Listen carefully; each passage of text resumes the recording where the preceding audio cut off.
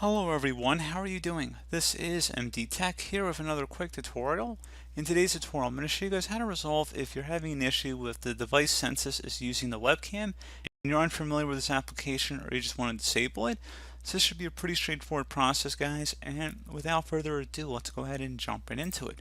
First thing I'd recommend doing would be to open up the start menu, select the setting gear icon on the left side where you hover over it. It says settings, so go ahead and just left click on that.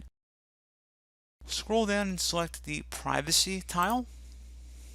And now on the left side underneath app permissions, go ahead and select camera.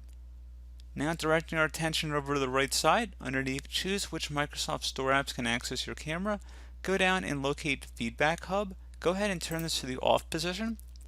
Once that's done, you also want to go down further where it says allow desktop apps to access your camera. You may also want to turn this option off as well. However, just keep in mind if you do have other applications on your computer, you might not be able to access the camera if you set it as such, so you're just going to have to take a mental note of that, and you might have to turn it back on at some point. Another thing we can do, close out of here, if you restart and you're still having an issue, so again, restart your computer, and if you're still having a problem, you can open up the start menu and type in Device Manager. Best result will come back with Device Manager, so go ahead and open that up. If you had a camera connected to your computer, there would be an option in here to say cameras. You go ahead and double click on that, and then there would be a camera device listed under here. You would just right click on it and select disable device. Again, you would do that for the camera device.